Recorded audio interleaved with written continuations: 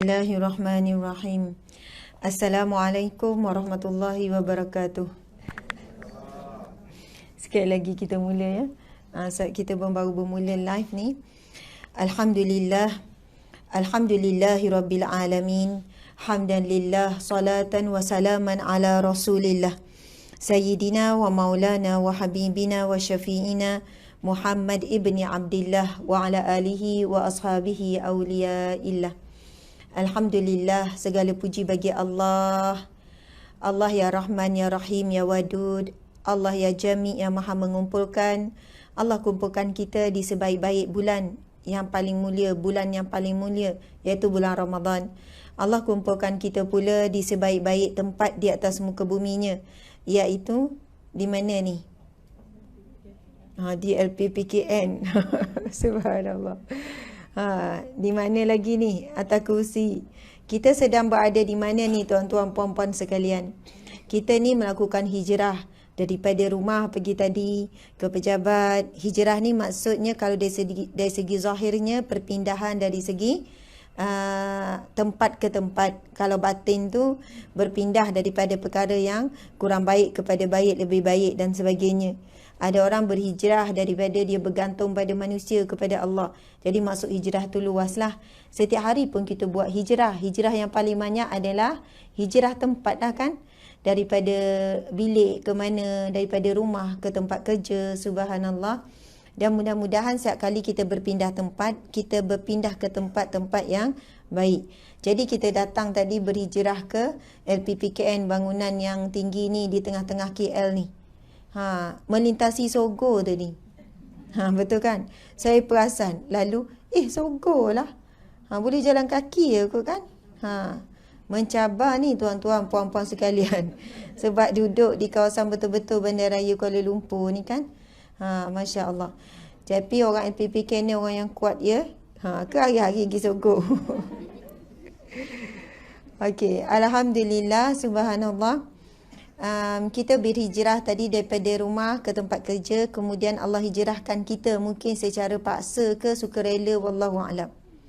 Ni terpaksa datang ke sukarela ni? Agak-agak orang lelaki ni sukarela juga ke? Ikhlas kan? Ikhlas, subhanallah. Masya Allah. Jadi hakikatnya Allah ya Qahar, Allah yang maha memaksa. Apabila Allah nak berikan kebaikan kepada seseorang hambanya, hadis Nabi SAW, ma yuridillahu bihi khairan. Apabila sesiapa yang Allah ingin berikan kebaikan, Allah ingin berikan kenikmatan, kemuliaan, khairan ni luaslah maksud. Kebaikan dunia dan akhirat. Kalau akhirat, siapa Allah nak bagi dia syurga. Nabi sebut, yufaqihu fid din. Allah akan beri dia kefahaman dalam agama. Adin juga membawa maksud kefahaman dalam hidup. Dia faham tujuan dia hidup. Tujuan kita hidup untuk mati. Mati apa? Mati husnul khatimah. Dengan mati yang husnul khatimah, permulaan hidup yang lebih baik di alam roh, alam barzah.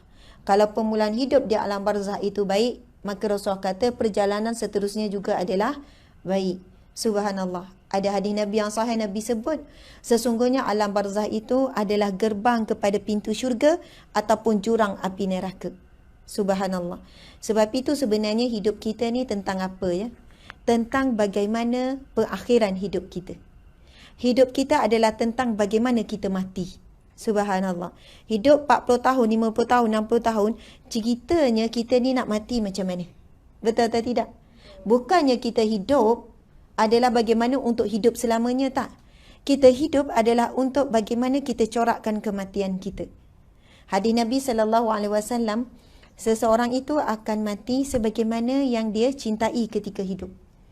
Tuan-tuan, puan-puan sekalian, kalau siapa yang suka baca Facebook, nampak muka semua suka membaca ni kan? Membaca book tu dah kurang. Facebook kan? Muka buku.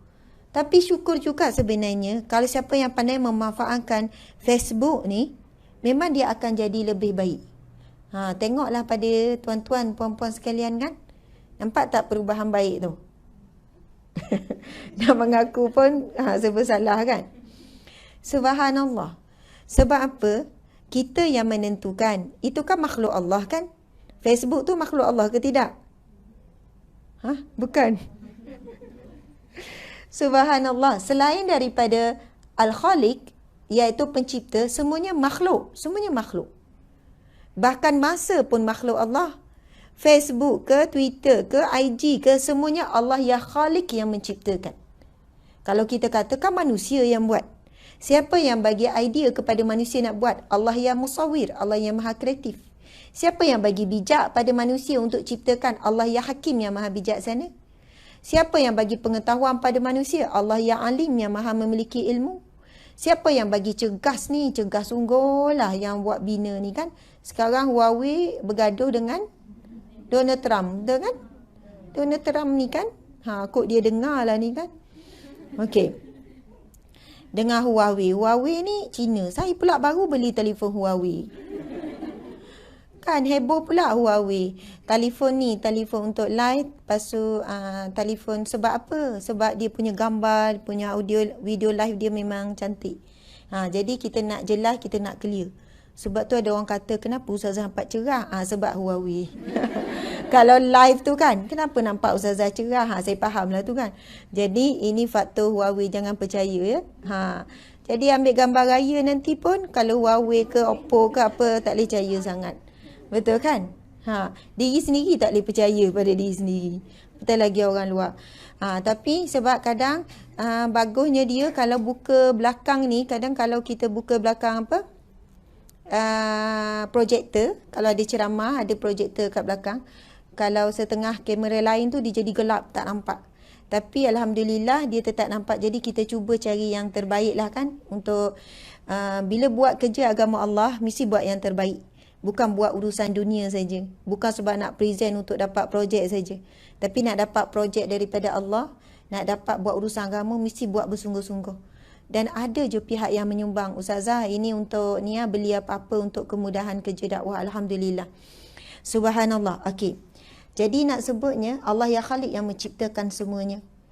Dan kita pada saat ini, kita sedang berada, saya sebut tadi, sebaik-baik tempat. Sebab apa? Nabi bersabda, "Iza marartum bi riyadil jannah farta'u." Apabila kamu nampak taman syurga di atas muka bumi Allah, Nabi suruh farta'u, ini fi'il amar, maka singgahlah, Nabi kata. Bukan pilihan tapi Nabi suruh. Lalu sahabat bertanya, "Fama riyadil jannah?" Di manakah taman syurga itu ya Rasulullah? Jawapan Rasulullah, "Hilaquz zikri." Halaqah zikir, majlis ilmu, inilah taman syurga Allah di muka bumi. Siapa yang suka taman syurga Allah di muka bumi, insya-Allah Allah sangat suka untuk masukkannya ke dalam syurganya yang sebenar di akhirat kelak. Amin ya rabbal alamin. Kita nak tunggu majlis ilmu taman syurga, contoh ada je di masjid di surau. Kadang melintas je. Nampak je banner, kan? Nampak je poster. Tapi kadang susah untuk kita sampai. Kita ada 1000 alasan ketika hidup di dunia. Sebab anak, sebab sibuk, sebab penat, ujung minggu je nak rehat, ujung minggu je nak ni. Tak sempat kita nak berdiam 2 jam, 1 jam di taman syurga Allah. Kita boleh cari 1000 alasan saat kita hidup.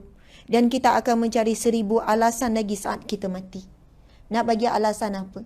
Dan ketika itu bukan alasan lagi yang boleh diberi, tapi penyesalan demi penyesalan. Betul atau tidak? Tetapi saat penganjur, subhanallah, saya ucap terima kasih kepada pihak LPPKN. Mungkin ada pihak yang bersusah payah untuk menganjurkan taman syurga Allah di muka bumi ini. Maka pihak menganjur, kita doakan kebaikan dunia dan akhirat insya-Allah. Kita bagi sokongan kepada biro ataupun unit yang terlibat dan sebagainya. Dan sudah tentu ini juga sokongan daripada top management, betul kan? Orang atas apa semua. Saya pun tak tahu siapa VIP yang hadir. Tapi saya merakamkan ujutan terima kasih di atas jemputan yang sangat istimewa di bulan yang sangat istimewa ini. Dan kita ditakdirkan Allah bertemu di sini. Moga-moga di syurga Allah kita akan kekal bersatu.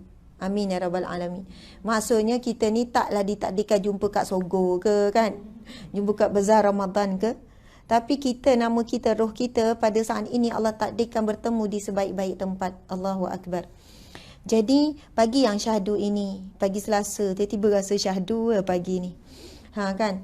Pagi yang syahdu ini kita tinggalkanlah.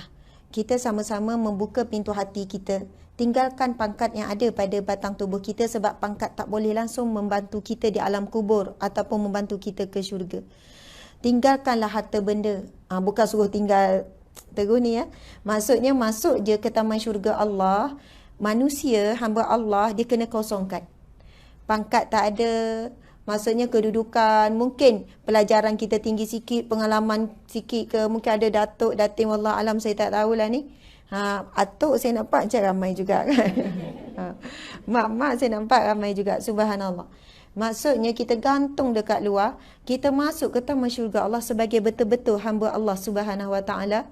Dan kita memakai pakaian apa ketika ini? Buka semua pakaian kebanggaan yang kita pakai, pakaian pangkat ke, kedudukan harta ke. Saya pun sama, kita sama-sama menghinakan diri, pakai pakaian hina, kita tidak ada apa-apa. Allah yang Malik, yang memiliki segala-galanya.